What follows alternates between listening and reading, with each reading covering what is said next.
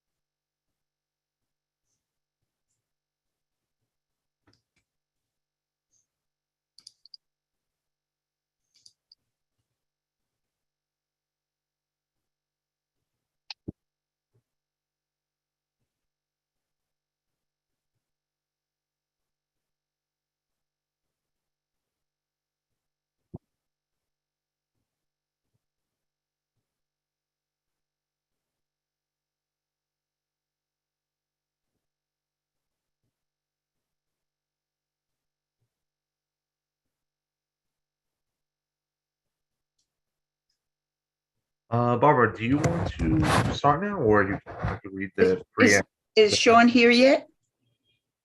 No, he's not here. Can we wait another 2 minutes? Oh, he's here. He just joined. He just joined. Oh, wonderful. Great. Yeah. Okay, do you want to give your speech first? Yeah, sure. Great, thanks. Good evening, everybody. Welcome. If this is your first time joining us, everyone will remain muted throughout the meeting except for the committee co-chairs and the presenters. Following the presentation, the co-chairs will call on members of the public wishing to speak. You can participate by going to the reactions icon, pressing raise hand, not the wave or thumbs up buttons. Only press it once. If you press it a second time, your hand will go back. If you are on the phone, it is *9 to raise hand and *6 to unmute. Be on the lookout for a prompt asking you to confirm unmuting once the co-chairs call on you. The chat is for technical support only to help with Zoom software problems, not to ask questions of the co-chairs. They will not see the chats. If you have an older version of Zoom, you will need to go to the participants section where you will find the raise hand feature there. Please do not raise your actual hand or wave at the screen because we may not be able to see you. Chat me, I'm here for support. Thank you, Zachary. I'm Barbara Rudder. I'm with my co-chair, Rebecca Dangor and Wilma. Oh, we have a good other member on. That's great. I want to thank everybody for coming. And I really want to thank Sean McMahon, who is the chief of the Crime Strategies Unit. I hope that's right, for coming the last minute. And Estelle Stryker Santiago, who is returning to us. And we thank you both so much because with so many questions and so much to go on. The DA's office, representatives came a couple of months ago. I've lost track of time. And we had so many questions that they promised to come back again and answer others. Two that were outstanding, although I don't think we can limit it to it, is bail reform. We hear about it. We hear back and forth the words, what is it? What effect will it have? Why? And so on. And what is the DA's point of view with it?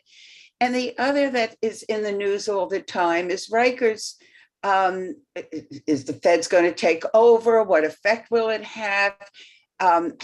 My question also is the interrelationship with the problems with Rikers and some of the other crime that we're having and so on. So I would love, Sean, do you want to begin with some, giving us some update of what's going on? And I don't know if Stell's going to talk. We love that little voice. That little voice is adorable. Yeah, hi everyone. I apologize for whatever reason. When I'm on my home Wi-Fi, Zoom on my laptop does not recognize my camera, and I have yet to troubleshoot it successfully. But I promise you, I'm here, and I hope to see you all in a Zoom soon, and hopefully in person soon. Thank you. But yeah, I'm the chief of the Crime Strategies Unit at the DA's office. We do a number of things inside the office and wear a few different hats, but one of the things we do is we sort of monitor individuals disproportionately contributing to crime trends that stand out amongst the ordinary sort of run-of-the-mill that the DA's office sees, and generally try to take a 30,000-foot view of what's going on in the city, in Manhattan more generally, and certainly in smaller communities as we're watching what happens and how particular crimes, either violent crimes or pattern crimes, develop in those areas. I'm happy to start wherever you'd like me to in terms of addressing any questions or concerns you have. This is sort of short notice for me. I apologize. I have my co-counsels here with me. But Estelle can probably describe it in broader terms than I can, sort of some of the presentations that we're happy to bring to you about arrest to sentence, about bail reform more generally, about any specific aspect of criminal procedure law. This conversation could be anywhere between an hour and 3 years of law school. So we're happy to get into whatever detail you'd like me to. Can we leave it to the two of you if you want to interrupt or anything, like a free, like the way you and Estelle want to present, or your co-counsel or whatever would be fine with us. We just want the information, okay? So any way you want to work with it is great with us, if Estelle wants to come also. So I can jump in for just a minute and just, the last time that we were here, well, I also, Barbara, lost track of time a little bit of when it was. Something about COVID, you don't even know. Yeah, it was a while ago, but it was definitely somewhere between January 1st and now, because it was with the new administration. I believe you all met with the chief of the trial division, Joyce Smith. And yeah, we spent quite a long time answering some questions. And I think where we left, as you said, Barbara, was you had some follow-up questions about bail reform. I will just share that sort of generally what we've been doing, and Sean kind of alluded to this. We've seen in the community a lot of questions about what happens after somebody's arrested. That, you know, there's a lot of sort of low level. I mean, obviously there's a lot of gun violence and serious crimes that are going on that's our priority and we're focused on that. But we're also really looking a lot at lower level crimes. There's a lot of shoplifting. We created the Small Business Alliance to try to address some of the shoplifting, and we've done a lot in that area. Recidivism comes up a lot. The community asks us a lot about, you know, people getting arrested and getting back out and getting arrested again. And so we do, as Sean mentioned, sometimes when we find that the questions for a certain group are just continuing, understandably, it takes a while to kind of understand all the different aspects and nuances to these types of situations. We do offer a presentation that we call Arrest to Disposition, which covers what happens after somebody's been arrested. What are all the different things that the assistant district attorneys have to look at with incoming cases? How does bail work? When can we request bail, and what could happen after that request is made? So we're also happy to offer that to all of you. Sean has done it before a number of times. He's fantastic. And we have other people in the office who can do that if that's something that you're interested in. We also have all kinds of other presentations on different specific topics, whether it's hate crimes. We're doing a lot. That's another really big priority. Yeah. You've heard recently we got some funding through the city council to kind of up our outreach on hate crime cases. So we have a presentation on that, domestic violence, gun violence prevention. Sean and his team worked closely with the team in my unit, which is the community partnerships unit, to create a really great presentation on gun violence prevention. And we also do crimes against older people. We can do a presentation on that. We have a whole unit that focuses on that. Internet safety. So we have a whole list of curriculum that we can talk to you about. But my understanding also was that you all wanted to just be able to kind of ask some more questions.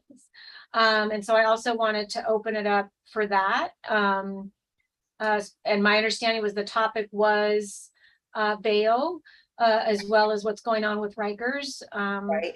And so do we want to open up for questions? We didn't really prepare, obviously. Also, Sean, thanks to Sean for coming last minute, but we didn't prepare sort of a presentation. That's fine. I know you know.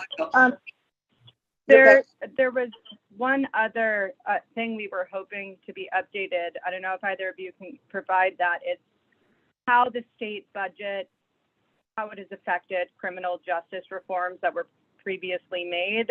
I know a lot of us were on or a few of us were on a Zoom that your office put together, and we're just we would love an update on the outcome of that as well.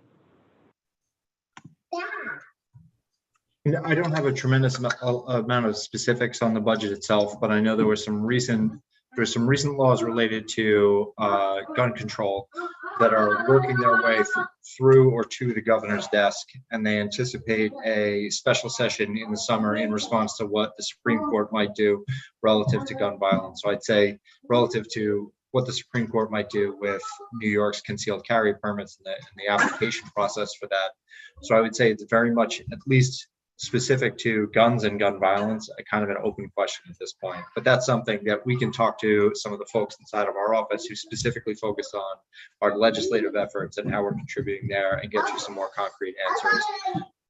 I guess some. Sean, were there also some changes? I'm not sure if this is what they're referencing, but to the requirements for DA when something's eligible for a DAT, and also cases that are now bail eligible that weren't before. Is that something we could speak to at this point, or should you could start off with bail? I think that would be a good idea. We hear the word, we need bail reform. Why don't they pass it? What's going on? And if you could explain, what do we have today, and what is it that's in the works, and what should be in the works or so on? What is the We difference? can't really speak to what's in the works legislatively or what should or shouldn't be in the works legislatively. What I was checking with Sean and is whether we do have any updates on any changes since, you know, there were some recent changes. But Sean, I don't know, is that something, are the changes relevant enough or big enough to talk about? Yeah, certainly, especially sort of towing the waters of a broad conversation about bail reform. You know, what happened in January of 2020 is almost every single misdemeanor, save for a few, were all of a sudden became bail ineligible and DAT mandatory. So if somebody was arrested for an assault or a larceny or a low level without any other aggravating factors, they were brought to the precinct, given a DAT, and released. And when they That's what eventually, DAT is, if you don't mind. sure, of course, sorry. DAT is a desk appearance ticket. So Right. there's two traditional types of arrests. One is the one, you know, we all know from Law and Order, where somebody goes to a precinct, they get fingerprinted and then brought downtown. They see a judge, they get a lawyer, and they are released. That's the traditional, what we call a live arrest. Mhm. And a desk appearance ticket has an intermediary stage of you get released from the precinct, and about 20 days later, you show back up to court. From an enforcement perspective, that means somebody can be taken off the streets for committing an A misdemeanor up to an E felony, and they're brought back to the precinct, their identity is confirmed, and absent a couple of circumstances, they are released within about 6 to 12 hours. And again, for A misdemeanors and E felonies, once they ultimately appear in court, about 20 days later, those charges, for the most part, were not bail eligible. There are exceptions for sex crimes and incidences of domestic violence, both in terms of bail eligibility and in terms of DAT eligibility. Essentially, specifically with respect to domestic violence, if a case is the kind that warrants an order of protection being issued immediately, and almost all domestic violence arrests are, then that's a circumstance where the police could bring, instead of issuing a DAT, they could effect a live arrest and bring somebody before a judge within about 24 hours.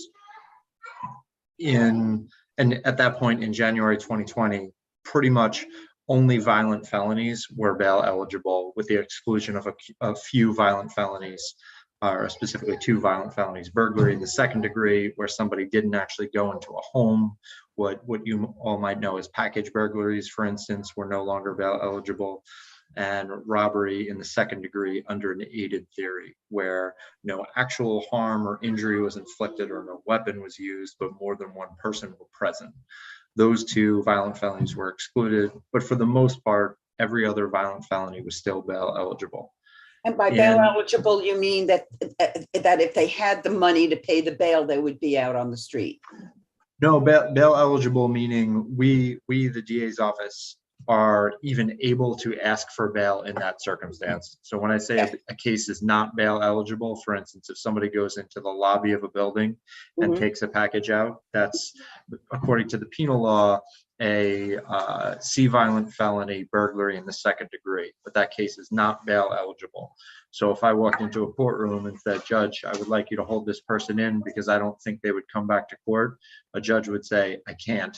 This case is not bail eligible." For instance, and therefore the person is back on the street again. Exactly. Okay. This is what we bring about.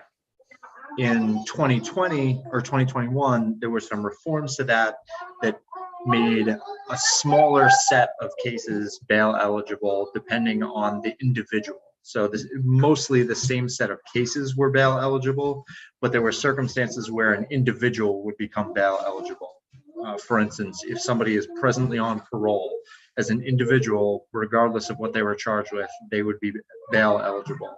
If a person were out on a pending felony and were rearrested, out meaning they were ROR'd, or they made bail, or they were on supervised release, or some other restricted release term, and committed another felony, that person would then become bail eligible. So in 2021, the reforms to the reforms made a few more individuals bail eligible.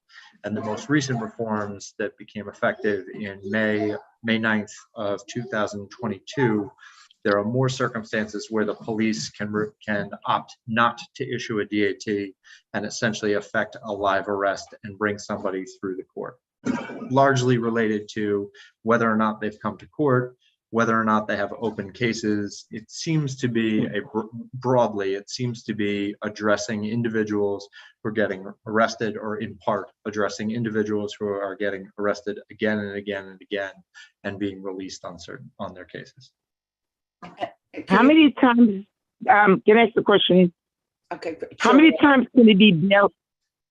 How many times can it be bail eligible? How many times do you have to commit the crime before they become bail eligible?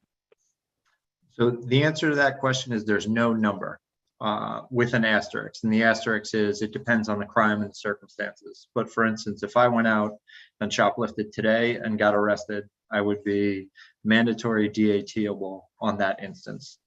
If somebody goes out and commits low level, or if in that circumstance, I continue to commit low level larceny type offenses, petty larcenies, misdemeanor larcenies, at some point on the second instance, the police don't have to issue me a DAT. And we could ask for, we could conceivably ask for bail, but in that circumstance, it's unlikely that a person will be held in on misdemeanor charges. There's a vehicle, what we call a harm analysis in the bail law, where effectively we can say to a court, this person has an open case where they caused harm to an identifiable person or property. And that can include Dwayne Reed, that can include a single business owner, that can include a neighbor that they're stealing property from outside their apartment. And on the second case, if they cause harm again, it doesn't have to be the same person, and it can be to a person in one instance and to property in the other. But effectively, if you're causing some harm on first instance and the second instance, we are permitted to ask for bail. It is, Barbara, to your point, the case then becomes bail eligible. Okay. The reality is, in that circumstance, especially if the level of harm in both instances is relatively minor, it's unlikely that bail is going to be set. Ms. Johnson, Okay. it changes a little bit if somebody commits a felony. One, the same amount of bail eligibility. Sorry, keep going. But why a person can do the same crime over and over and over and still come out and do it again? It's still as long as you say shoplifting on a certain amount of money where it doesn't become a felony or you don't hurt anybody, you can keep doing it forever. I mean, there are a lot of things in play here, and it's tough to decide. It's tough to point a finger at which particular factor is controlling. One of which is, each case is its own organism, and the amount of harm or the way that the crime was committed is viewed by a different judge in most circumstances. Another example is, the city more generally, even before bail reform, but certainly since, has been decarcerating both in Rikers Island, in the local jails, for a number of different reasons. And what that means is, if you get arrested for a property crime that doesn't cause a tremendous amount of harm to somebody, meaning if you steal $30,000 from somebody, that's a little bit different than a pickpocket, for instance. Judges see the latter crime a little less outrageously than they do the former. And I would say two other major concerns that contributed to that is, one, COVID and the risk that COVID posed to incarcerated individuals. And more recently, the conditions on Rikers Island have become a factor in any bail application we're making, even on violent cases, gun cases, shooting cases, certainly on property crime type cases. Yeah, that was when we get to Rikers, that was going to be one. I have a million questions, but Rebecca, are there people raising their hand at this point, or?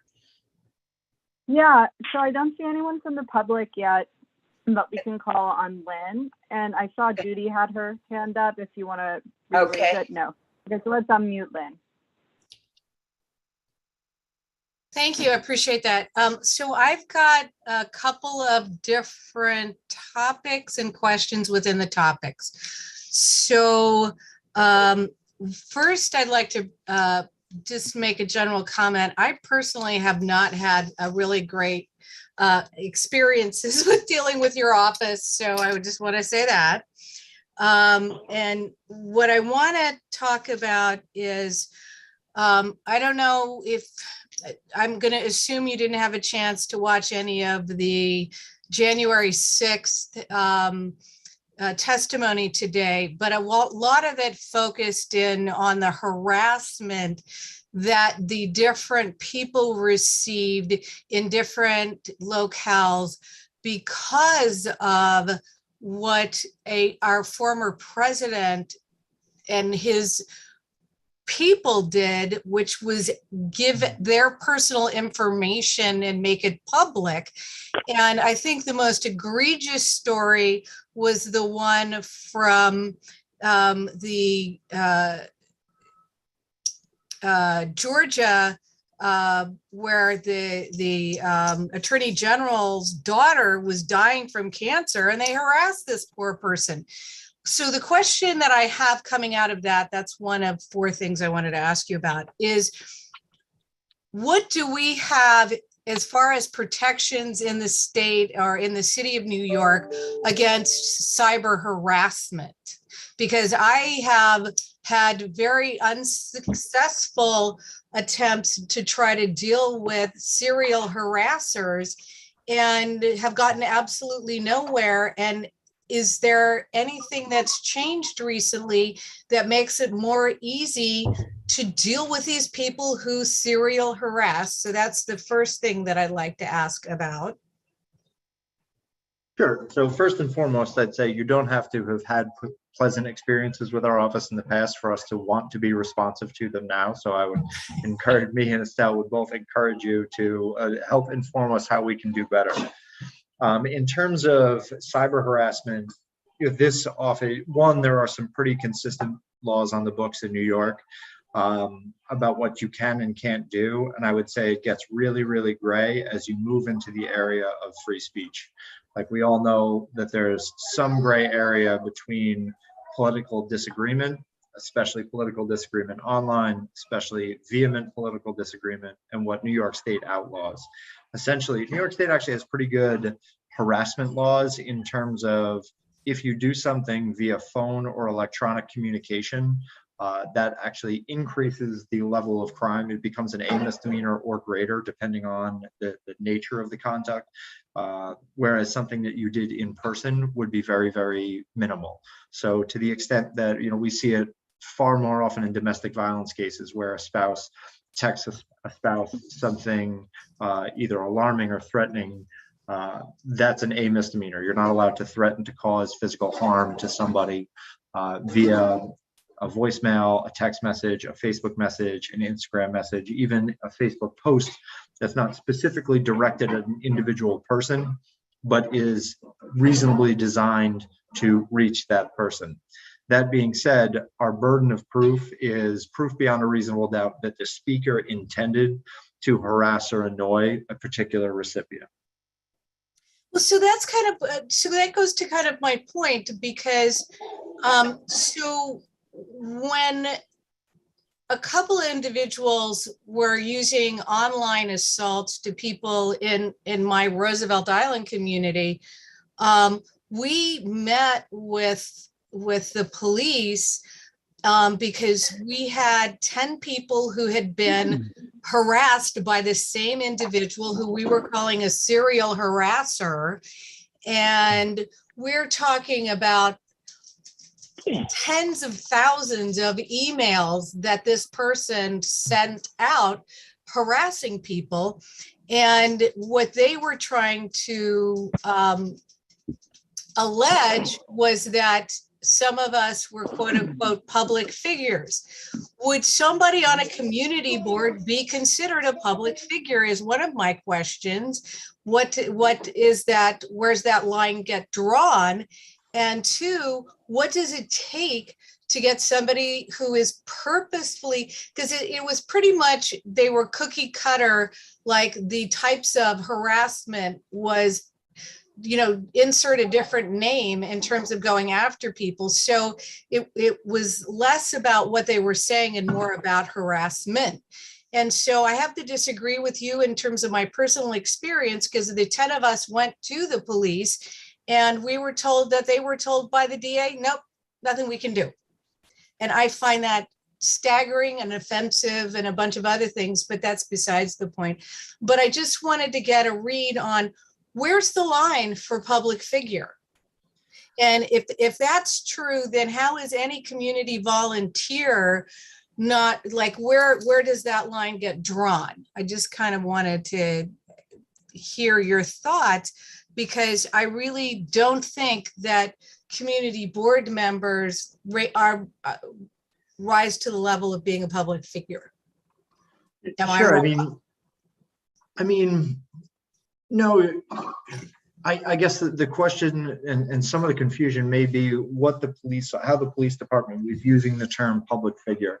With respect to New York's either cyber harassment or harassment laws, public figure doesn't matter. If you're the mayor, you're no less, again, if we can prove that speaker was directing conduct at individual listener, you know, whether you're a public figure or not, you're not allowed to be threatened. You're not allowed to be physically or someone to threaten physical harm, or you're not allowed to have somebody send 1,000 emails to your inbox saying that you shouldn't have your job. That is per se harassment, and it's not a defense that, oh, well, this person was a public figure, ergo, so I'm allowed to be either cross the line of the substance of what I'm saying or cross the line of the volume of what I'm saying.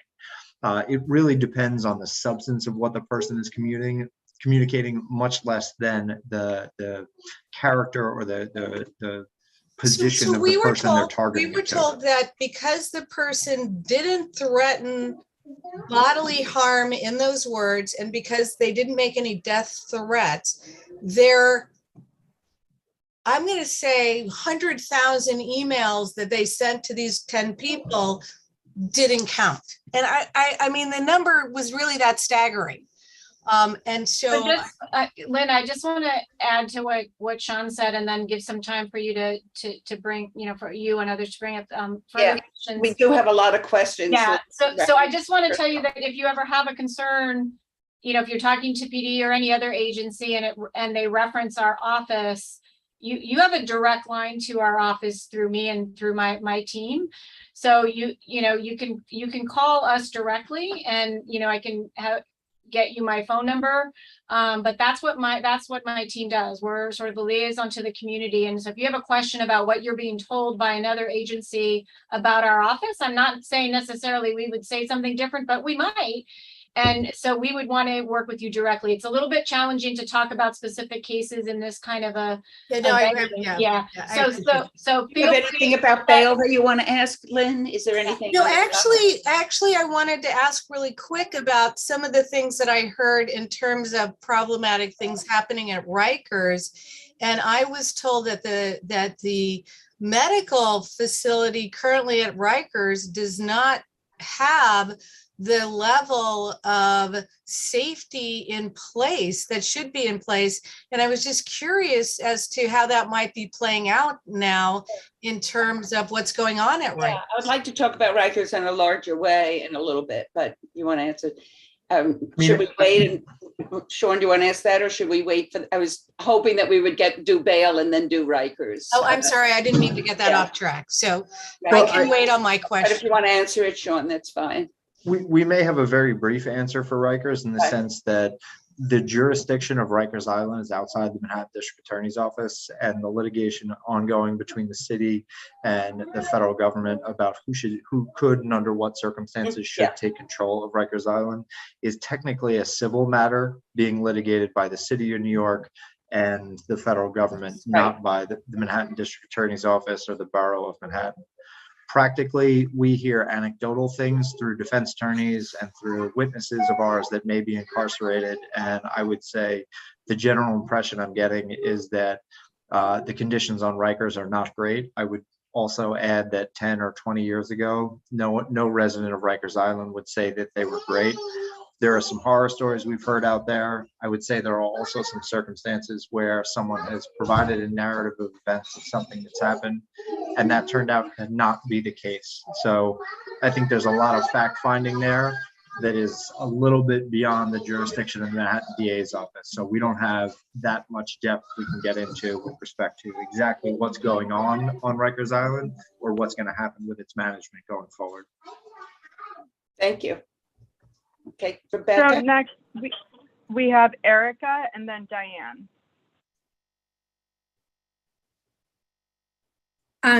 Thank you. So Barbara, can we talk more about Rikers, or are we going to talk about? Well, what do you say, Sean? Should we wait a little bit, or should we start talking about Rikers now?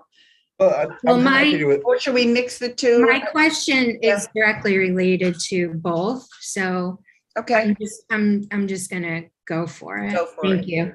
Yeah, I'm happy to answer anything on Rikers Island. I just think that some of the answer is going to be, we don't have that information to that's provide you fine. with. But Well, I'm happy to tell you all, Questions, actually. yeah, happy to tell you all what questions fall in that basket. So I volunteer with Court Watch New York City, which I'm sure both you and I'm sorry, Estelle are very familiar with. So a couple things. One, we know your ADAs in Manhattan are overwhelmingly asking for bail, and I have these figures in front of me. So I'm happy, Barbara, to share that with you, that information with you, so you're familiar with it as well. I've been volunteering with them for nearly 3 years now. So the Manhattan DA's office is overwhelmingly asking for bail in cases where they know that that's not the least restrictive path forward for people that are homeless, for people that are housing insecure. It's overwhelmingly happening, and we know because we have the data from web crims. So to say that you don't have any jurisdiction over Rikers, I think is really a gross overstatement, because you certainly have the capability to revisit the bail that your ADAs are asking for and that Alvin Bragg is supporting. Because frankly, he's backpedaled on just about everything when it comes to bail and Rikers at this point, sending overwhelmingly Black, brown, and poor people to Rikers. The 7th person this year died on Rikers just since January 1st when he took office, along with 16 people last year. So to say that your office doesn't have any jurisdiction, I'm sorry. As someone who has direct experience with this, as well as a friend who's being a criminalized survivor of domestic violence, who's being prosecuted by your office, I actually know the facts in this, and I'm definitely going to be sharing them with Barbara and this group. So send it to Will. He'll send it to me and with your. I'm a community member of the social justice committee. Oh, so you know my. Yeah, exactly. So it's really disingenuous for you to come into the community when this data is not only available for the public on the NYPD's own CompStat site, but also on the district attorney's site. I'm sorry, like other people on the committee may not be as close to it as me, but it's very disingenuous to say that you have no control over what happens at Rikers when you certainly have control over who goes to Rikers. All right, Eric, I'm going to interrupt you there just to make a legal clarification. Jurisdiction is a legal term. I know what jurisdiction means. Okay, if they may finish. Erica, So, jurisdiction is a legal term in the sense that I don't have any control over who has control over Rikers Island in terms of federal conservatorship or not. Neither I nor anybody at the Manhattan DA's office has any control over the state of medical care at the facility. We don't have control over the state of, free time or time outside of one's cell, or control over what guards are or aren't in control or aren't reporting to work. That's what I mean by we don't have jurisdiction to affect that. Of course, we have jurisdiction to affect individuals that we recommend either be held there or in Manhattan, the Manhattan Detention Center. I'd be very curious to see your data, because literally we embrace data. All the information we can get that guides our decision making is data that's going to help us make better decisions. Sean, I'm happy to send it to you directly because it comes right out of the web crims database. We've been monitoring it since COVID started. Have you seen the CJA I dashboard yet? have. I Yeah, have.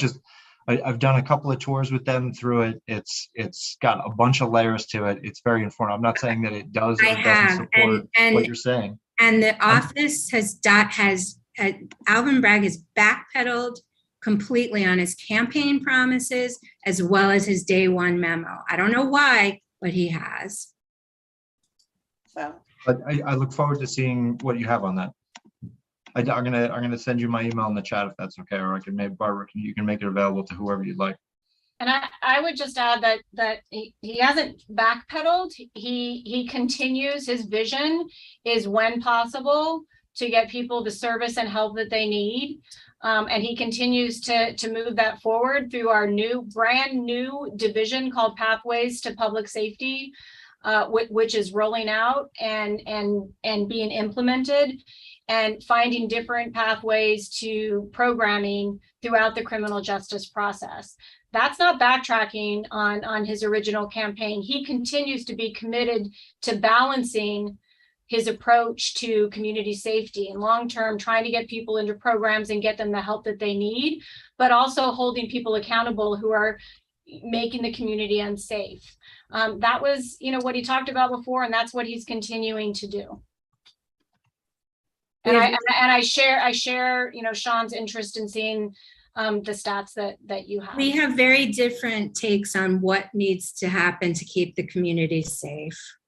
Okay, we can respect that, but I do want to clarify and confirm that the district attorney continues to move forward on his vision of not using incarceration as the answer, referring people to programming. He's got the person who used to run Midtown Community Court and was a prosecutor rolling out something that doesn't exist in any other prosecutor's office called Pathways to Community Safety.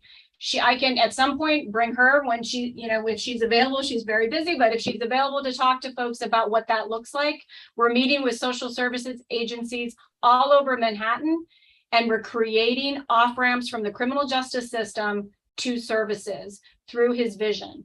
That being said, we also have an increase in gun violence. We have young people being impacted by violence, and we're taking that very seriously, both from a preventative point, which my team works on with Sean's, and from an investigation and prosecution point. So I just want to really emphasize that the district attorney continues to move forward on the vision that he came in with. Estelle, I think you're going to get it from both ends, right? That's why you probably have strong some metal under, Can we unmute Diane next?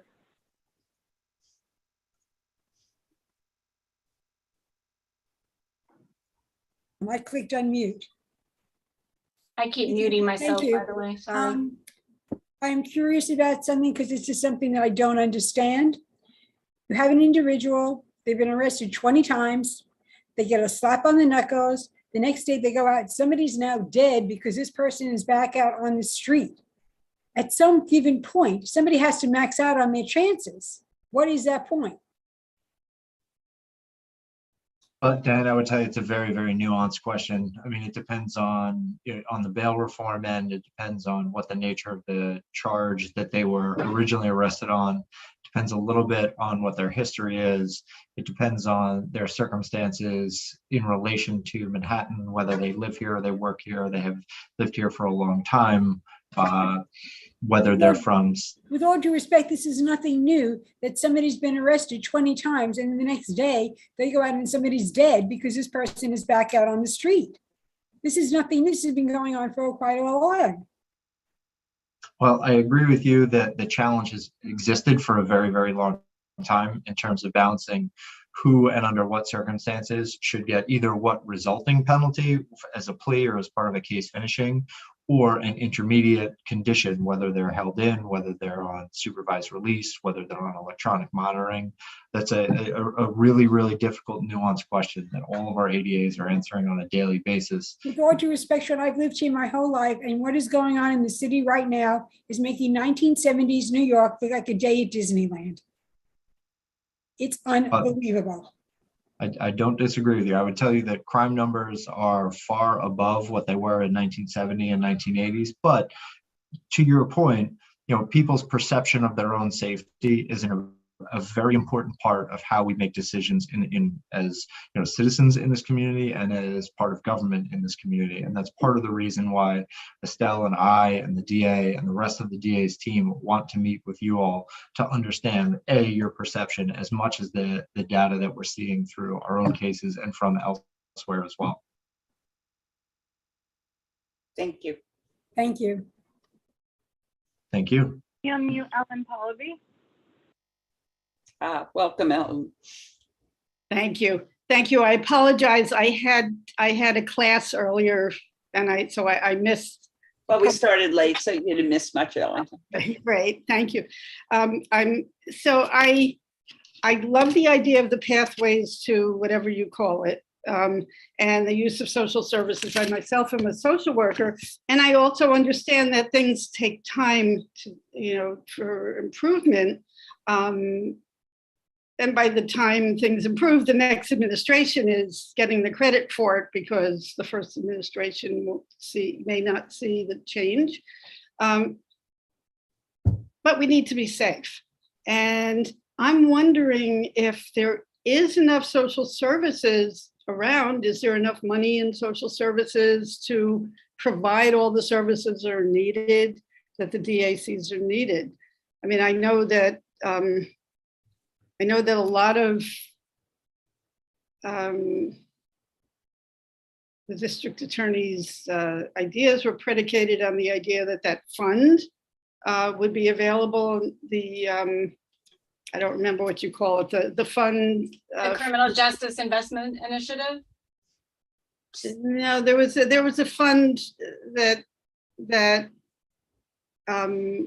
when companies were, when assets were seized, that was, if you're talking about where we took the asset forfeiture funding and invested it back into the community, that was called the Criminal Justice Investment Initiative. Oh, okay, great. Well, I understand that fund is pretty much depleted, so that's not there to be used.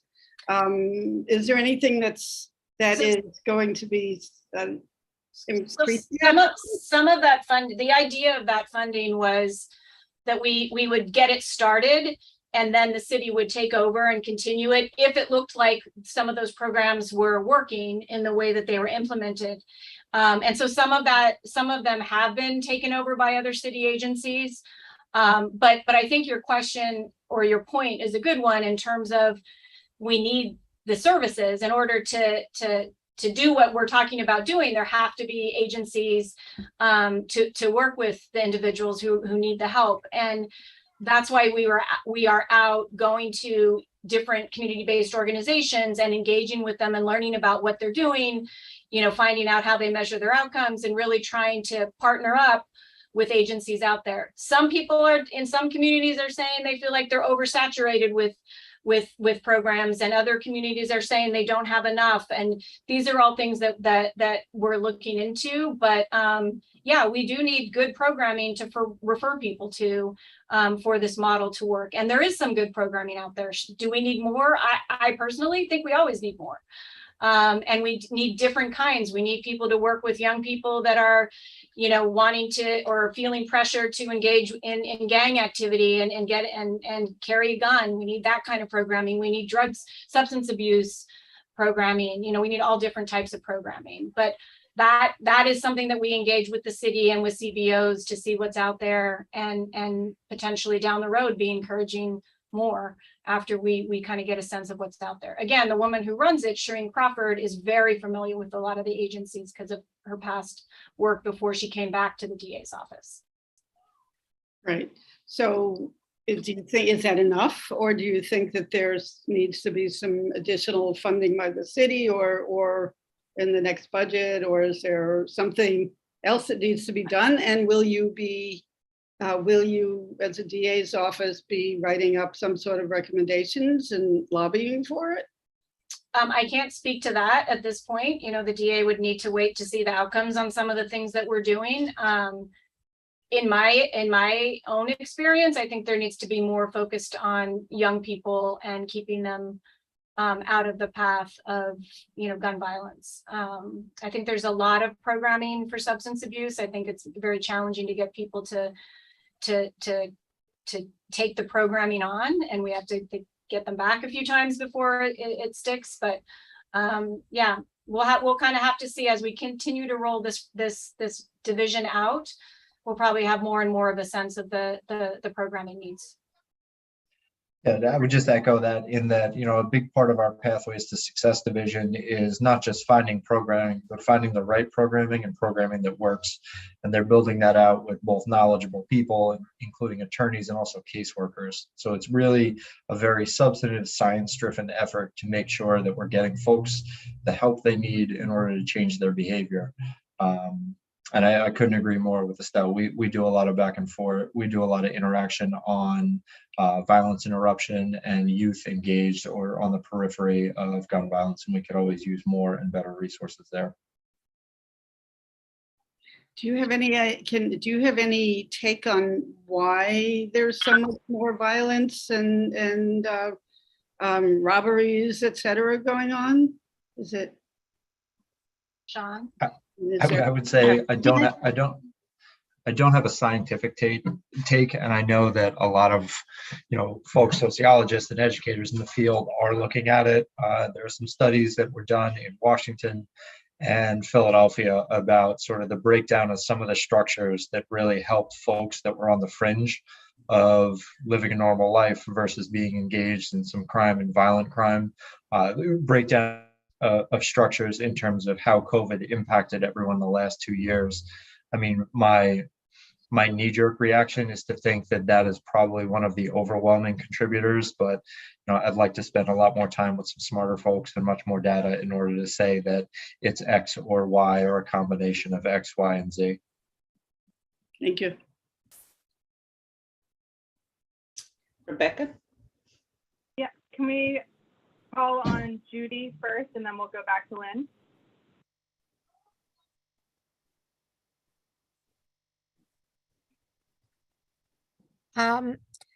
Sean, you mentioned the word youth, and my ears picked up right away because we're having a youth problem in our community board district right now with the same children over and over. Not only are they perpetrating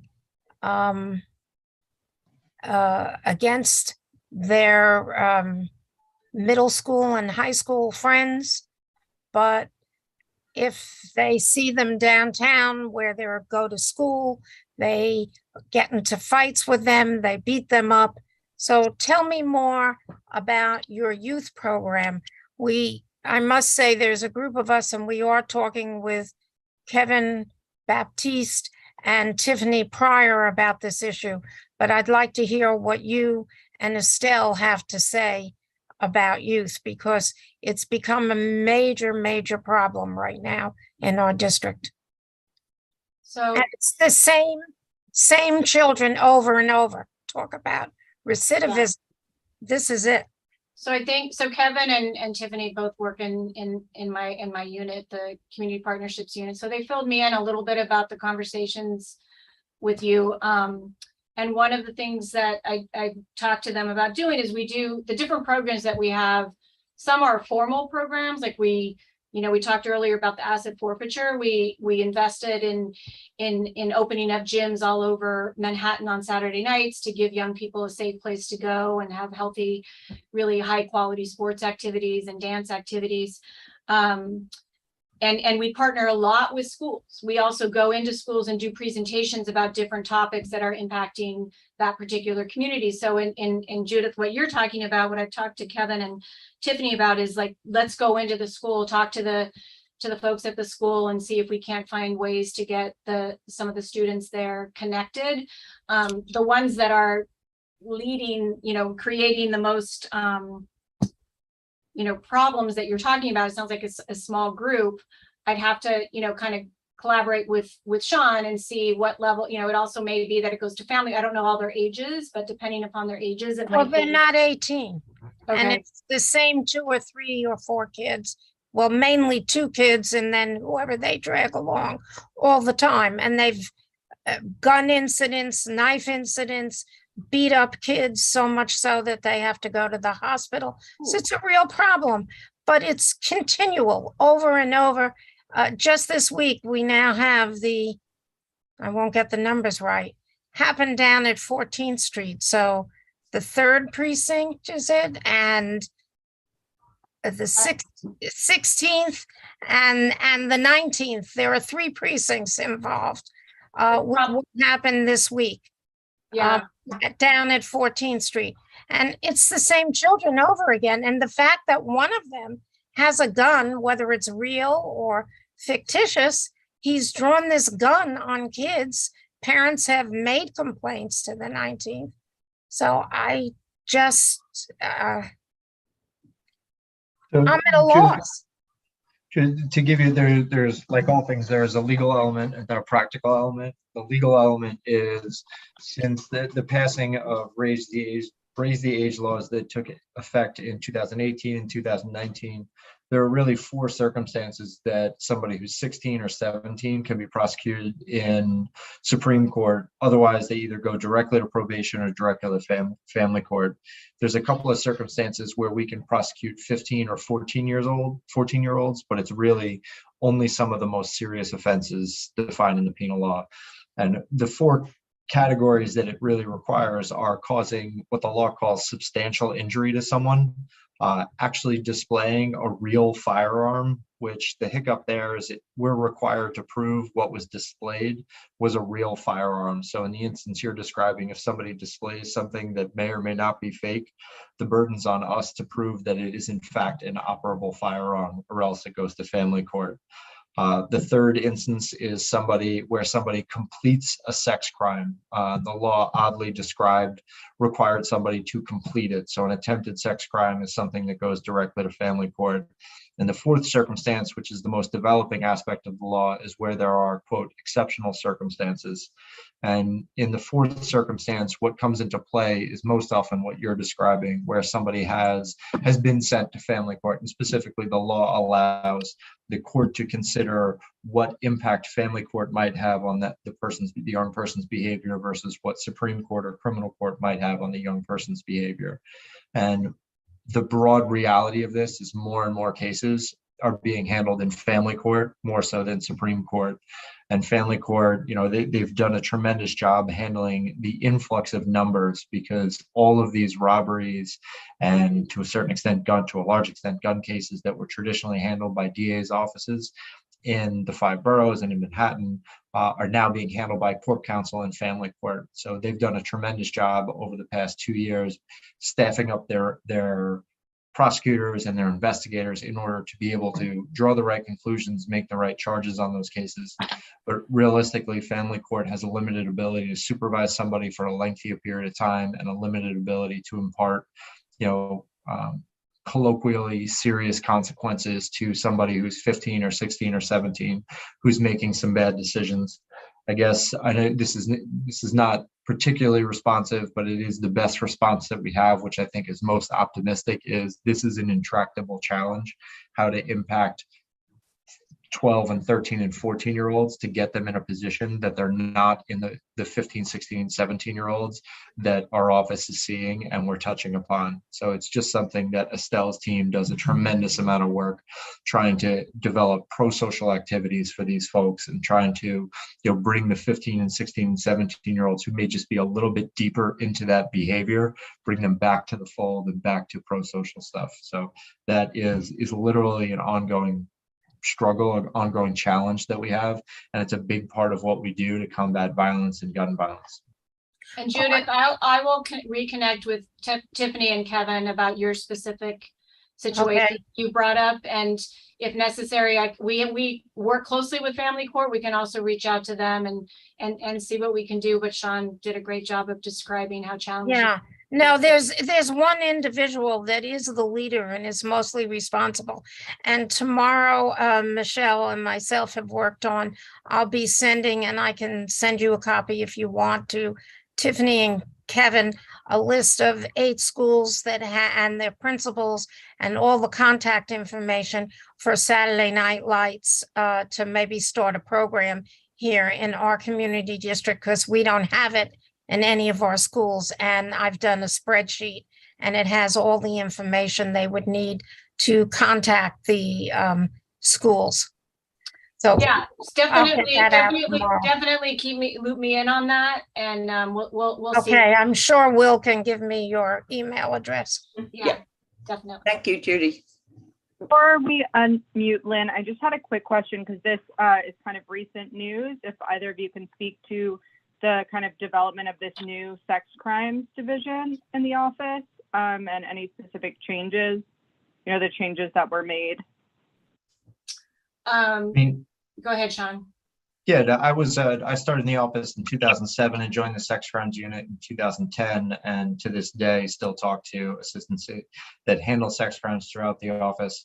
I think DA Bragg came in with a real motivation to make sure that the unit was as victim focused as possible. There have been some shakeups of supervision, and they're bringing in some external folks to make sure that that's what we're doing. I think the sex crimes unit itself is under the umbrella of the Special Victims Bureau, and Joyce Smith, who has spent virtually her entire career in domestic violence and this sort of special victims sector, is heading up that division. So as the unit and the division are developing, I think DA Bragg has done a great job of putting the right people in place to make the right changes. And I think we'll have some more to come hopefully soon in the specific structure of what the division and what the unit are going to look like. Yeah, I would just add that he also promoted a colleague of mine that we started in the office together 32 years ago, and she oversees all the victim services that we do in the office, and she's amazing. And she will be overseeing the sort of the work that we do with survivors. And so he's very victim oriented as well when it comes to these cases. So I appreciate that he made that change as well. Great, thanks. And I would just No, add that I misspoke. I meant the still victims division. So the what? I meant the overhaul of the special victims. Yeah, division. part of the overhaul is that he promoted this person to oversee how that unit manages their work with victims.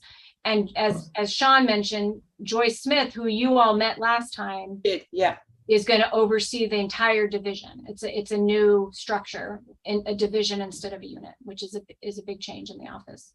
I don't know, Rebecca, if you want more information, we can get you it.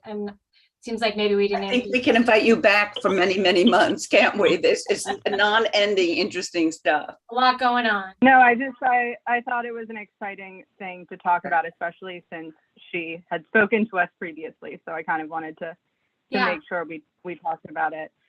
Let's unmute Lynn again. Great. I hope this time, because I wanted to ask. Can I just throw out there, after Lynn and Barbara, it sounds like you have one more question. I want to I think Sean will probably need to go, and I actually have to jump on a Build-A-Block meeting on another Zoom. So if we could wrap up after those. Is this question going to be quick? So it's a follow-up to what some of the things that Ellen was talking about. So what I think a lot of us have an impression that there's a combination of hate crime / mental health issues that seem to be really, and you touched a little bit upon some of the social services and how important they are to that issue. And then just really quickly in response to the questions that were just being asked about, that Judy was asking about crime of young people. What I would like to mention to you all is that there's a group called Open Doors that talks a lot about gun violence. They are a group of people who have been majorly impaired physically because of gun violence. And they go into schools and talk to kids about that. And so I would like to encourage you all to reach in and engage with them. But aside from that, and what Judy was talking about, I really would like to hear, how do we get in front of what the mental health people who keep, you know, causing issues within the city on the Upper East Side, some of these people, and how mental health has some impact on the hate crimes. And I'm personally super concerned about some friends that I have in terms of, you know, their risk in terms of some of the continuing hate crimes that are going on. Can we sum up quickly? That sounds like it's a 5-hour. Yeah, no, I'm sorry. Yeah, just kind of, how do we get in front of some Okay, of let's this stuff? answer then, okay? I'll just say that in addition to revamping our sex crimes unit into a whole division, similarly, the DA has really upped our hate crimes unit. We have a new, relatively new Chief Hannah Yu, who is extremely aware of this overlap between mental health and the hate crimes that have been happening. And she is just fast forwarding how we handle hate crimes. And she's getting more staff. I'm getting more staff. And they're going to be, you know, she's going to get analysts, but also social work perspective, and to do a lot around prevention.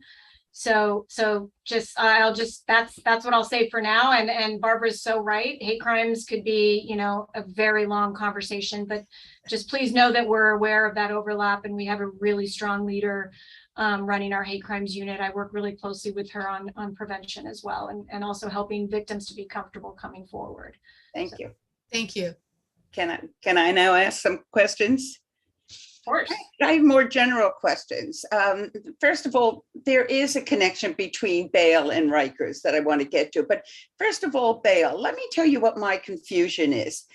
I don't understand bail because it seems to me that if somebody does something dangerous, they should be separated from society, and whatever separation means. I know Erica may have a different definition than somebody else, but whatever it means, I think that people have the feeling now, what the general feeling is, we have a right to be safe.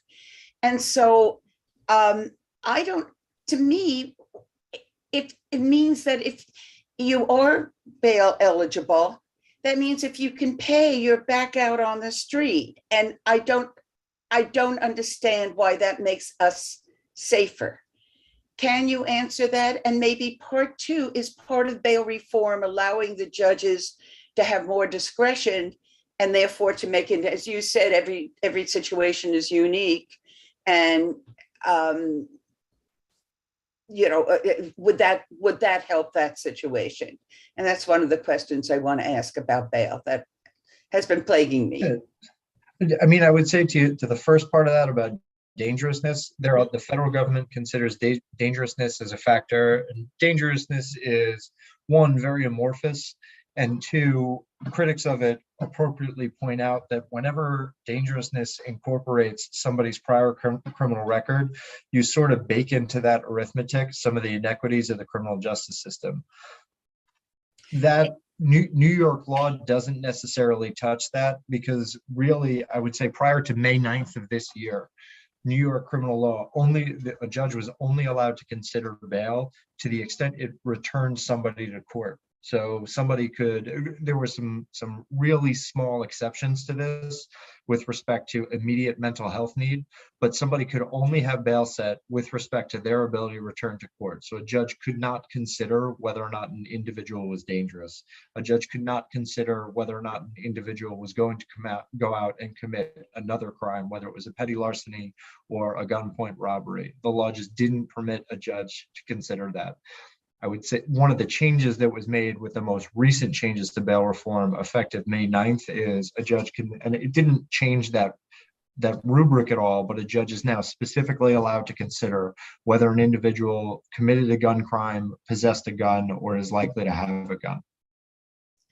And therefore give them bail as opposed to just letting them out with a desk appearance? The law is kind of silent as to how a judge should consider that, and the interrelationship between whether or not somebody's going to come back to court on their own and or is charged with a gun crime. It kind of just threw in there that as a factor that a judge could consider. I think it's a little too early to tell how that is working itself out in either criminal court arraignments or Supreme Court arraignments, but one would expect that you would find more individuals charged with gun crimes to either have a certain amount of bail set or to be held on a certain amount, on a higher amount of bail. I think one of the frustrations that many people have, and of course not everybody, is that we hear on television that this guy had 19 previous arrests, some of them with guns, and then he gets on the train and he kills an innocent person that's visiting his family to have brunch. I feel sorry for the family that will never have brunch with him again. I guess I'm going to ask another question is, are your hands tied because the state may have certain laws? In other words, I don't understand the interaction between the state and the DA. You have to follow their laws, I assume. Is that correct? Yeah, we're bound by either requesting bail or requesting a particular type of bail by the circumstances that the state statute says that we can. Okay. In terms of Rikers, I understand what control, that you don't have complete control, but I think there is an interrelation. And one of the things I wonder is that Rikers does sound terrible and overcrowded. And I wonder if some of the laws that minimize the severity of crimes was because they just didn't want that many people. The jails were overcrowded. And so obviously the crimes of people that just had some pot in their pockets was heinous. And we all know that. But you hear about stories about people that had guns. What Judy talked about, whether the kid is real or not, but somebody has a gun, should they be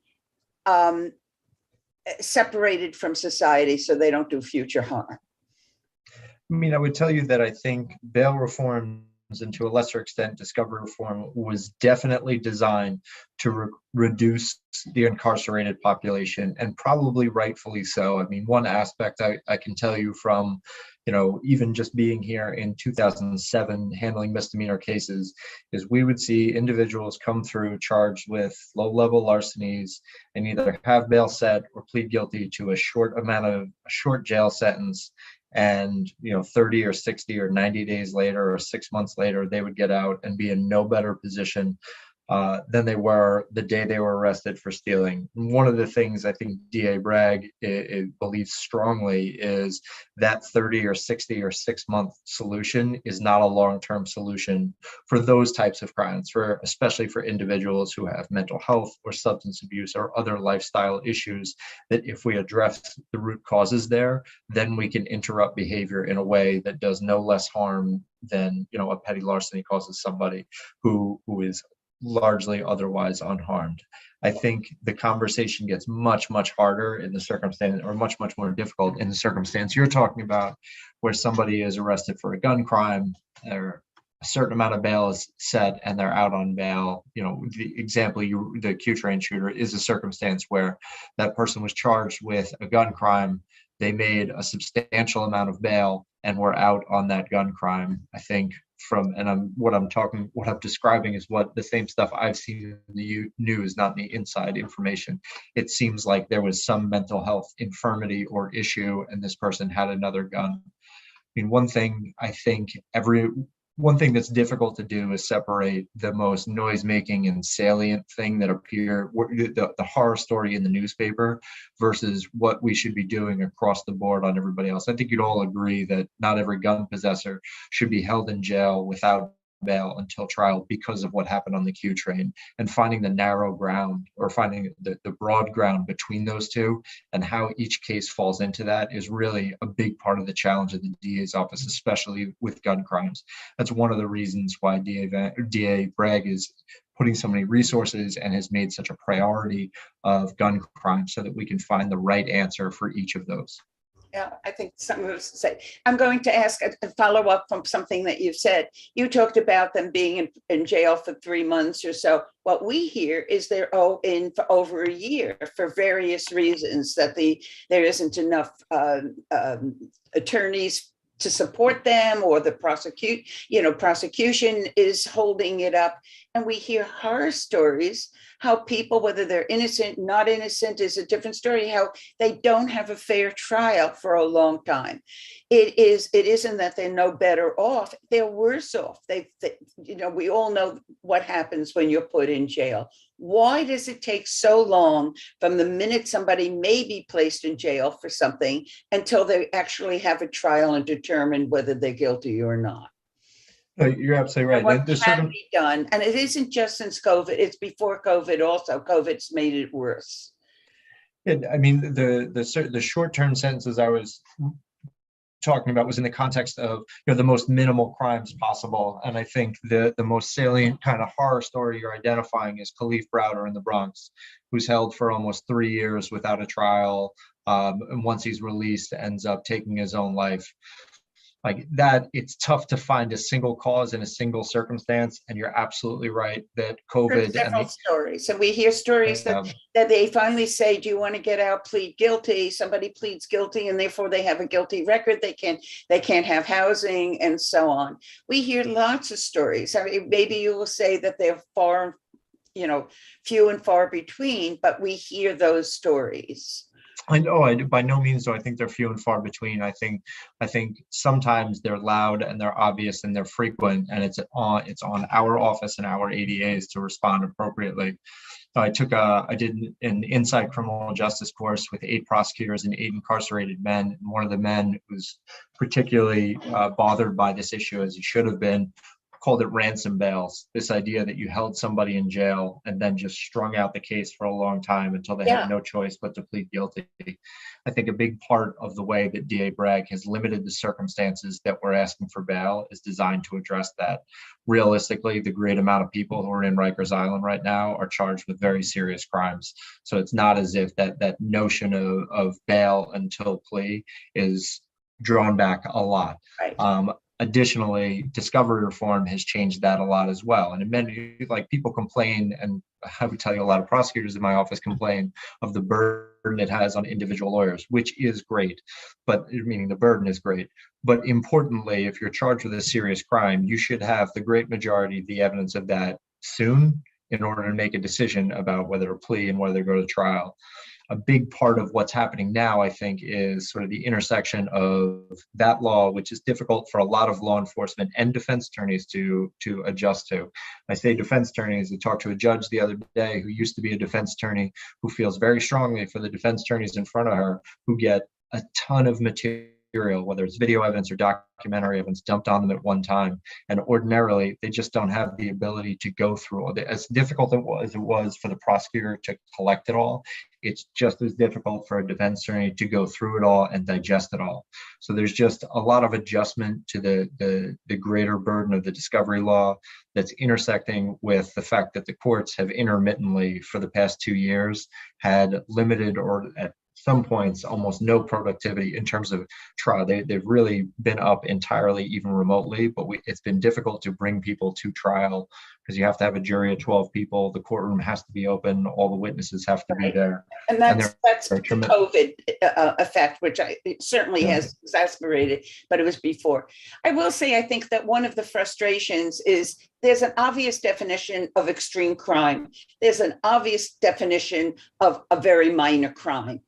There is this huge thing in between that makes many people feel unsafe, not wanting to use. I'm hearing more and more people that don't want to go on the subway, that are nervous along the way. And I was hoping you would come to good news that really the crime is way down, but it is something we hear. I know the news is promoting it, but I think it's real also. And it's that in between, somebody having a gun but not shooting the gun, is that a dangerous crime? A young person doing it that beats people up all the time. It is something that we have to grapple with. And I know this must be very difficult for the DA to have to grapple with. It's something that, Barbara, it's our job, and that's what we're grappling with it every day. And and strategizing every day, and really, you know, Sean and myself and many others and the whole executive team for DA Bragg, this is what we talk about every day, and are working on strategies and implementing his vision, which is the goal is to make us safe. That's the top priority, is safety, but to do it in a smart way that doesn't, you know, Right. use incarceration as the only answer. And that's a complicated thing, and we're working very hard at it. Yeah. I really do have to emphasize, we have a lot of I have other meetings and other groups that are wanting to talk about what we're doing, and I do have to jump onto another Zoom, and Okay. and Sean did take, you know, time this evening. We just appreciate it very much. Thank you. We may have follow-up questions if it's okay in the fall or so on. I think this is very interesting and very important for us. To Please hear give it. my contact information to anybody who has specific you. questions, and I'm happy to bring other folks from the office to talk about very specific topics, if you'd like. We thank you so much. We really just want to thank you for subbing in and making sure this meeting could still happen. It really means the world to us. And I know you have to go, but once you leave, we'll call on Erica and we'll get her question to you. I was going to say that maybe we would stay on if there's future questions to be asked, and maybe in a write-up or a letter. We just, again, and Estelle, of course, but Sean, I know it was last minute. The person that was supposed to come just couldn't come the last minute, had a personal thing, and we just appreciate it so much. Happy to, anytime. Thank you, Rebecca, and thank you, Barbara. I'm just sorry that I haven't figured out how to get my video to work in 2 or 3 weeks. Okay, thank you. I think Zoom's been around long enough at this point, but Yeah, hopefully we won't have to. Maybe we'll cut being face to face at one day. Thank you so much. Thank and have you. a wonderful Sounds good. night. Thank you. Thank you. Take care. If anybody that wants to stay on, will stay on and have furthermore. Let's unmute Erica, and I'm going to note your question and make sure we get it to the people. If it's a No, question, not a comment. it's not for them. So Barbara, I'm happy to send you a lot more information about all of this. I'm very steeped in this community, and a lot of what they were talking about was very public relations, and not exactly the answers that I think you all would need to be fully informed. 1, 2, I would highly suggest inviting Eliza Orleans to speak to this group. She did come to the social justice, and she had, and I think she's great. And I followed her when she was running, and she definitely has an extreme point of view that not everybody has the same point of view. And we try to balance it with this committee. Well, it's come to the social justice committee. It's not an extreme point of view, and just so everyone's aware, anybody from the public can go in and sit in on arraignments. You can just go down to 100 Center Street and sit in on arraignments, and you'll be enlightened. Okay. And I would caution looking at the news for this kind of information, because all they're worried about, and I work in communications and have done for 26 years, and all they're concerned about is clicks and views, and not what they're doing to people's lives, actually, either for good or for bad. That's 1. 2, people should be way more concerned about the fact that the Supreme Court is about to gut our laws here in New York State for guns, because they're about to hand down a ruling that is going to allow permitless carry in New York State. I think we're all aware of it, and we had a limit when this agenda went out. This was before we even heard about anything like that. That is another meeting, and that would be more on the state rather than the DA, I believe. I mean, they're all interrelated, but would be what the state is working on now, and we have to see what's being passed by the state. So I'm happy to share. We're all aware of what's happening in the Supreme Court, and maybe something is even coming down today. I know they were here. No, they're done. They're done today. They were done at around 11 today with their things. But Barbara, I'm happy to send around to the group actual data from the Manhattan's DA's office and actual data from NYPD CompStat. So in most cases, crime is down. So the 24-hour news cycle is not helping people to understand the reality of what's happening. Now, I'm the first one to say somebody's own experience is their reality, and that's justified. Was I horrified about what happened to that man on the subway? Sure. But the man who killed him has had a lifetime of mental health issues starting from a young age. Well, one of the discussions that can be the entire discussion, that rather than going off on some personal things or be an entire discussion, is what do we do with the mentally ill? It's not a black and white answer. I'm No. sorry, I shouldn't even say that. I don't even, it's No, I know. it's not a one way or another way. This is so difficult. Does that mean, I mean, I'm just talking about. I appreciate it. I appreciate it. Yeah. The fact is, somebody he killed. I totally agree, and people need to be held accountable. However, when you talk about throwing somebody in prison with life without parole, that says that life in and of itself is not worth anything. Well, it's another discussion, and again, because it also doesn't deter anything. We didn't have to discuss. I'm always interested in the laws of the state versus what the DA can do versus what the mayor is capable of doing. They're all interrelated, and it's hard to know which policy is pulling the other policy. Well, I'm happy to help in any way because That's great, Erica. Thank you. I am intimately involved with stuff in Manhattan. Great. Thank you, Erica. I would like to hear it. Does anybody else have something to say? Lynn. So, like in this group, I just wanted to be very clear about, I did mention that I personally didn't have very good success with with their office, and I want to be a little bit more specific on why and what I was talking about. Wait, before you go on, I just want to remind you it's recorded in case you don't want what you say to be. Yeah, no. I'm just going to kind of speak in general terms. One of the things that I found super disappointing was these words were used with a specific case that I was involved with, where I thought they under prosecuted a situation.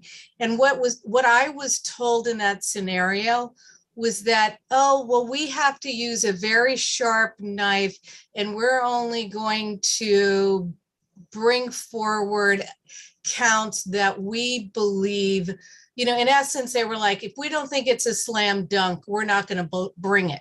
Lynn, this is what we're talking about all along. I know that's something you were probably very hurt with some of the talk. Did they threaten to kill you? Did they follow? Did they threaten to kill your husband? No. So I'm actually talking, that reference was to something totally different other than the cyber this stuff. is what I understand, and it's very, I know it's personal to you. I don't even know, as much as I see Lynn, I don't know what you're talking about, but we had so many, I was hoping to hone in on individual topics. I have sympathy for everybody around because I know how conflicted I am with the balancing rights and so on. It is not an easy balance. And what we have to hear is what they're doing, how they're addressing it. And hopefully some of the things they're addressing will be successful. And maybe if every quarter or so we hear from them again, I don't know how Rebecca and Wilma feel about it. I think we can get more and more information and more input, but we have spam folders. Lynn. No. So that is okay. One issue. Okay.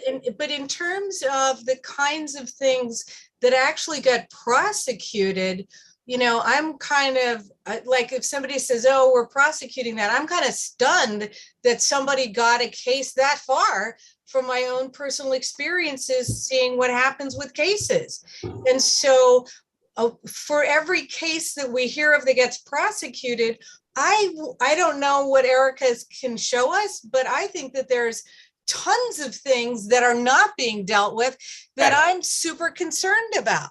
And so that's more what I was trying to kind of try to talk about, because there's the laws, there's the people breaking them, and then there's the prosecuting of that. And I've personally seen situations that just begged for interaction and a criminal case that never happened. So that's more what I'm specifically talking about. Anything else? Anybody else want to talk? Becca? Yeah, we have Ellen and then Erica.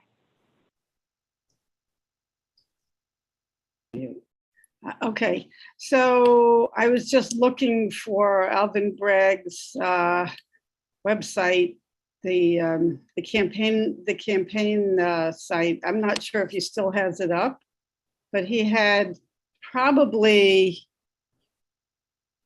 300 pages of information about how he would operate. It would be interesting for us if he still has it up, or if we could get that information for us to see. I'm going to send it in the chat. Who? His campaign okay. website. Okay, yeah, because I just looked at his website, but it doesn't look like that was a campaign website. I don't know if it's the same thing. It was really interesting when I read it. You know, I read his, because I did an interview with him. I went in depth on, into his website. And it was fascinating, all the information he had. So it would be interesting to read that and be able to ask more specific questions based on that, about his possibility. I wonder if some of the changes he made, is it just because it's campaign stuff that we hear about, or is it because people evolve as thoughts evolve as situations evolve? I think that there's been and involved not only because situations have changed, but he has to work with a mayor that is of a different. I don't think they're 100% in sync, and you have to work together. Well, did they say he made changes? Because it doesn't seem that Erica did. Yeah, he still. What I hear is they're still talking a lot about a lot of things they talked about before. And one of your things you brought up that I actually brought up at the last one is it's great to say we need to help people that are mentally ill, but do we have the resources to do it? And what do we do until we get the resources and come up to the point? Right? Right. I mean, I had a personal situation where I was helping somebody who was incarcerated in a psychiatric hospital because there was no social services available to take care of this person when he got out. And it took many months before there was a slot available. So that I still wasn't happy with his answer about why does it take so long to get through the system, to go from jail to trial. And I think that has been a horror for the people that are incarcerated. And when there's bail, the reason you're there is because you're too poor to pay bail. And I don't get that.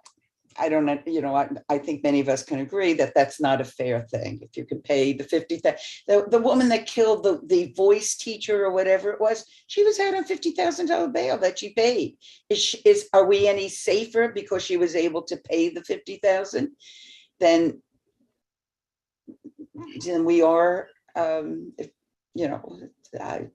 I will say I haven't followed that story so closely, but when I was looking at the website, I think she was sent back. She was. It was original. She was next, so okay. Maybe we can unmute her and. Okay, so the woman who killed the older woman, she made bail originally, but they put her back in. She's in on like 500,000 at this point. However, so let's backtrack a bit because there's several different things here. First of all, what Sean said, legally they might not have been able to consider dangerousness, But in reality, they did. The judges have had all kinds of leeway for stuff, regardless of what the laws have said.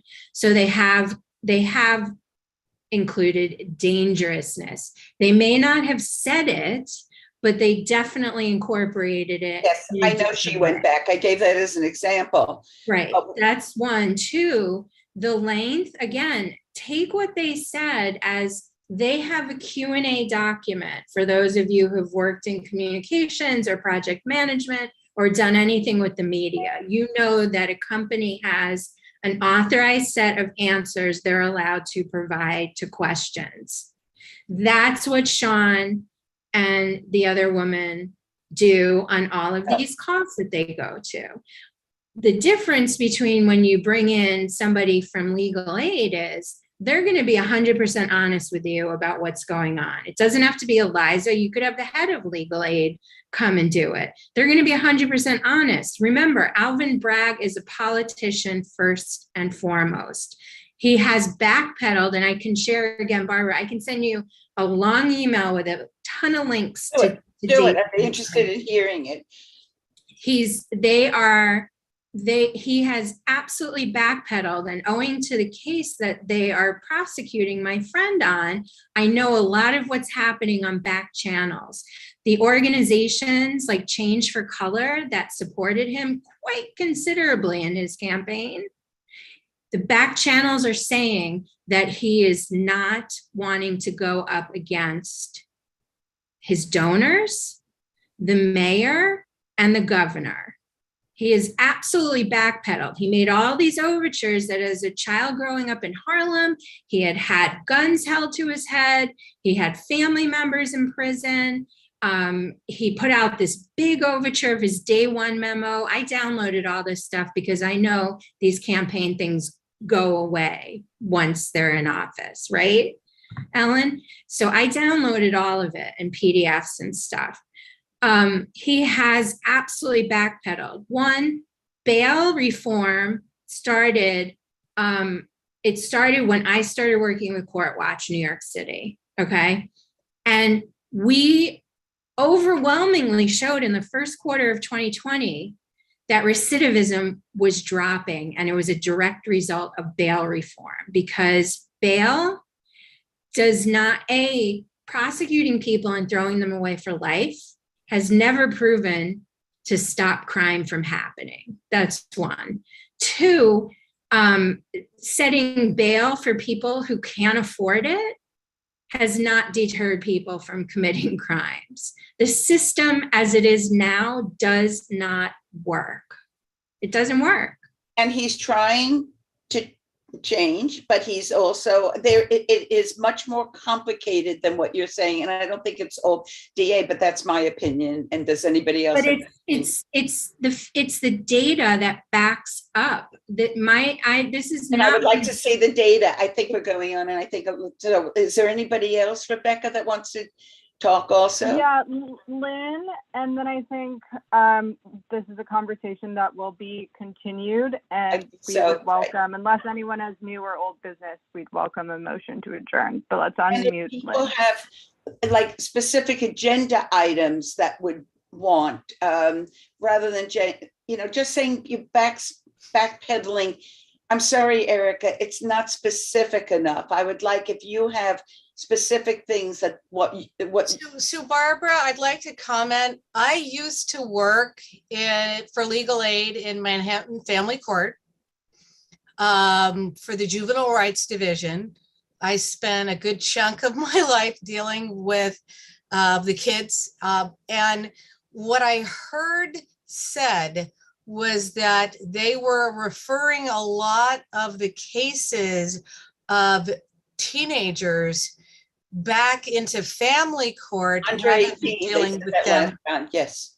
And I have to say that now my experience working in family court goes back 20 years, in all honesty, but unless some dramatic things have happened and I can reach out, I've got some friends that are still in family court in Manhattan working for the Juvenile Rights Division. the support services were always severely lacking in trying to deal with these youth, and the horrificness of some of the cases that I personally saw coming into Manhattan Family Juvenile Rights Division, dealing with the criminal side of what we were doing. I don't believe that the type of interaction that would be successful in dealing with some of these youth are happening there. And I mean, I can reach out to a friend of mine who still defends these young people in Manhattan. I had dinner with her a couple months ago.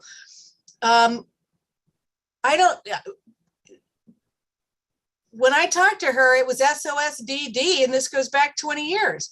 So the forcing more of these cases back into family court, I don't think is really an answer. And so I just wanted to throw that out. I think that what the answer, if I understand from last time, and Erica could say that's not happening, was that they get less, the charges are lesser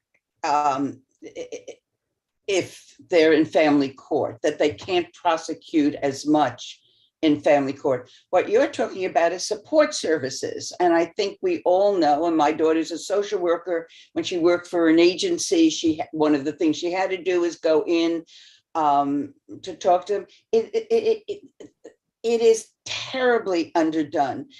There's always a feel-good story on the news about somebody that got his GED and had, and his life turned around and so on. We need more of that. I believe that that's capable of happening. And I'm hoping that what she was saying. I think we need our council people to put money towards it, and state people to put money towards it. And it's underfunded, and we all know that, I think. So I definitely think that when you look at Rikers versus Spofford, I don't know. I mean, I honestly don't know if they're still sending hordes of these young people to Spofford. That used to be the place where kids got sent. But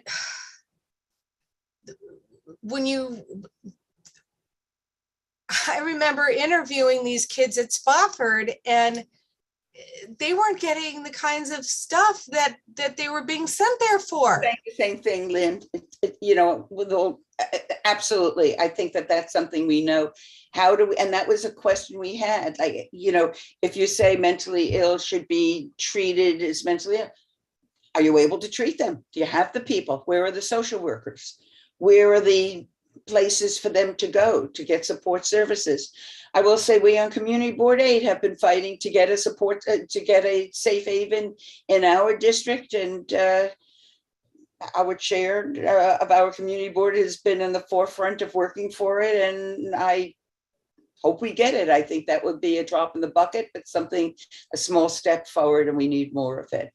And actually in our community board, we have a couple of examples.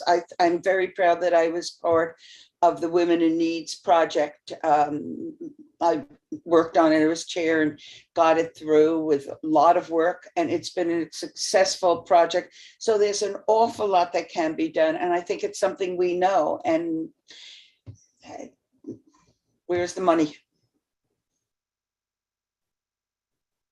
But it's something we can fight for, I think. Okay, I've done a lot of the talking. Rebecca, you should back me up. You're co-chair also. I don't know if Wilma's still on. I know she had to go back to work. She's doing her civic duty at the polls. Any other questions, Rebecca? Rebecca, Sorry, I was on mute. Ellen was waving her hand. A real hand? Hi, thank you. Before I suggest a resolution to recommend more services, more money and more funding for it. More funding for social services, we should have some social services come and talk to us about what it's like for them. Is there enough money in social services? Is there enough services going on? you get a few people from different organizations to come. Such as Goddard?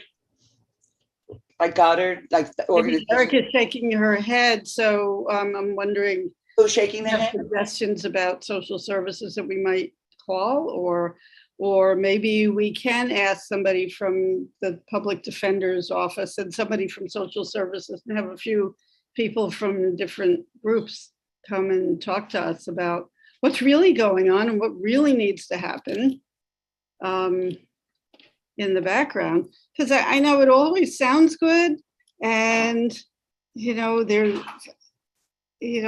I realized that I couldn't get this person released, I mean, there were two things that happened, and finally, and this person is released now and is getting great services in the community. There's a community-based service that comes into the house and really works intensely with people with the discharge from psychiatric facilities, but there's not enough of them.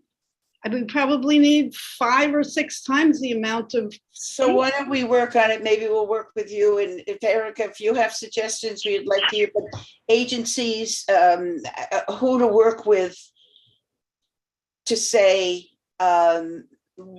what can you do to help us with this horrible situation where, we have disabled people, but we want to be safe also. There's a balancing act. That's such a difficult balancing act that I see. Rebecca, I see your face. So I see Lynn and Erica have their hands up, but I think this, the new business is we have a new meeting that Ellen just described. So I would just ask you to keep your comments brief, and then we'll hopefully adjourn. So let's go to Lynn and then to Erica. So what I want to say is my understanding, and this is some of my experience down working in family court, is that wraparound services, services that, so for some of the mental health issues, number one, we've got to get our vets who served for us off the street.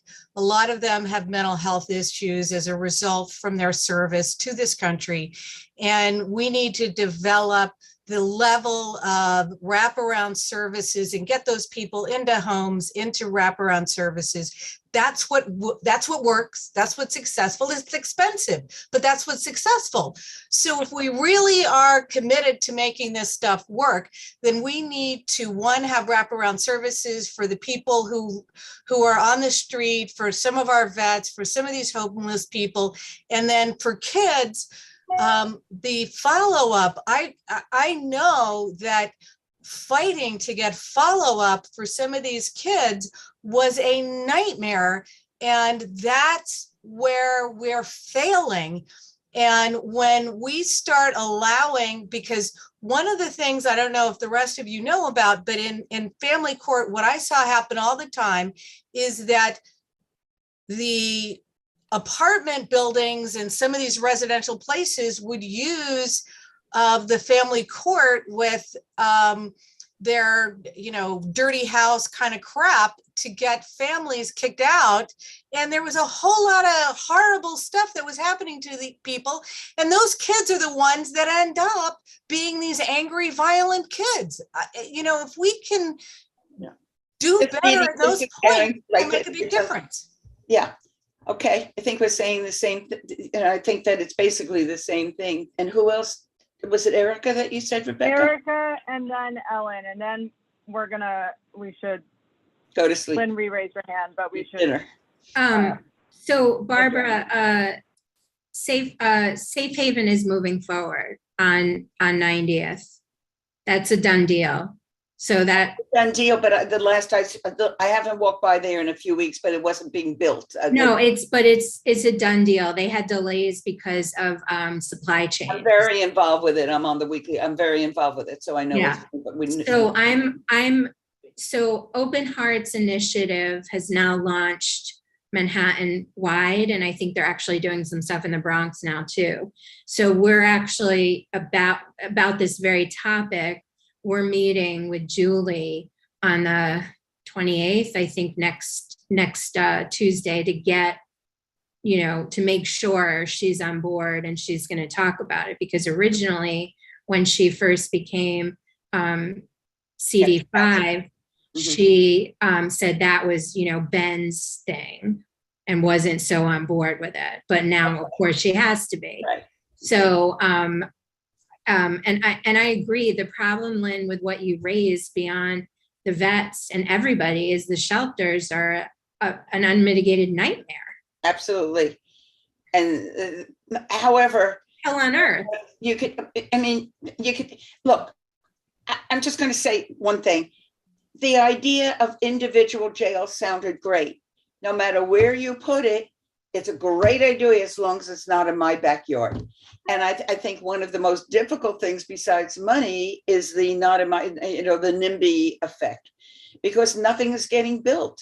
You know how much it costs to keep one person at Rikers a year? Yeah, it's I think I don't know the amount, but I know it's $555,000. Right. I'm going to say one other thing that's my thing, but I don't want to get into a long discussion. I had some experience with a buddy that lived in the projects in the South Bronx. The idea of the projects, I think, is a hopeless situation because of the fear they have. He eventually became part of his brother's gangs. And I think as youth, they were using him because he was youth to do some of the bad work. Absolutely. And I don't know, my sympathy for him, because I knew how scared he was and how hopeless it was. And yet. And Barbara, they just cut education from this year's budget to give more money to the NYPD. So you can't say that. You can't, like our representatives are saying we support kids and early intervention, but part of that is education, and then they're taking money out of education. So this is a huge public health crisis. Just having a Saturday night ball game doesn't take away the fear that I know my poor little boy who I miss. No, he's not a little boy anymore. He was 6.5 when I started. He was, I think, 14 when I saw him twice a month. I went into the South Bronx twice a month. It is a very difficult place. And it's heartbreaking. It is heartbreaking. It was also scary for me to go. So it's a very complex thing, Ellen. And then we're gonna yeah. close. So Ellen. So I was going to say the same thing everybody else is now saying. So about the importance of getting children early. And I don't think there's enough money in the national budget in any budget to do that. I'm feeling a bit hopeless about it because I think every single child that has right. That has the fall. We're not doing anything next month. This is my third meeting that I'm chairing in 2 weeks. So I think July and on August, we don't have meetings. So it will be somewhere in September, October, we'll see. We also are health and seniors, and we're sort of neglecting that. But within the next few months, we'll readdress this. We'll talk together. If anybody has ideas, please let us know. Agenda items and general items like what you do with this type of thing. But I think the idea of speaking to agencies and seeing what they could do, what they are doing, how do they get funding, how to get more funding is an important thing, because that's one hope that we have.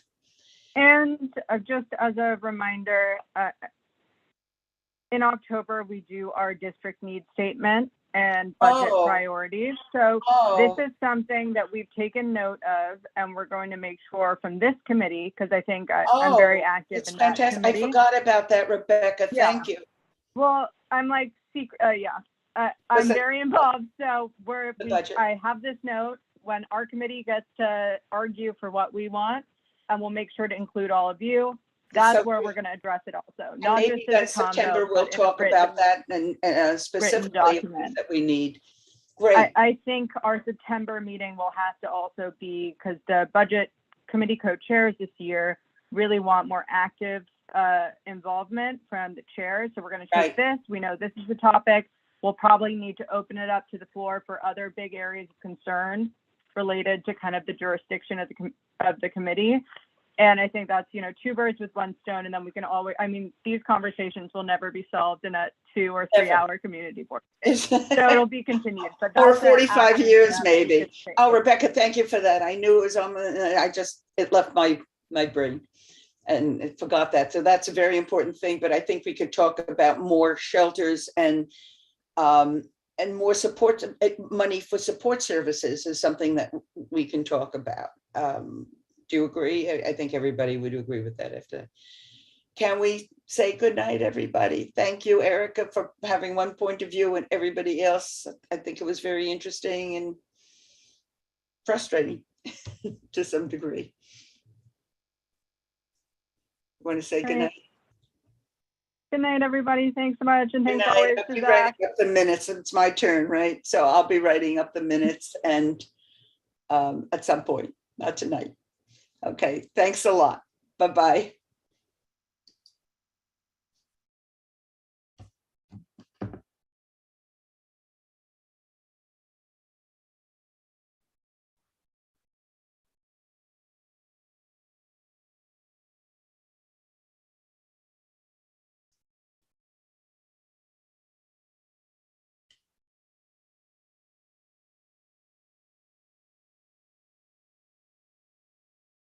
Who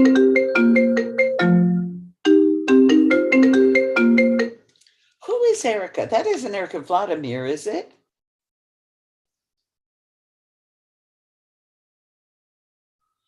Oh, well, Lynn drove me crazy. Her personal thing, I love Lynn. And I really like the concept of Roosevelt Island in a lot of parts. They all hate each other. It is just the most, all she talks about is this one threw her under the bus, that one threw her under the bus.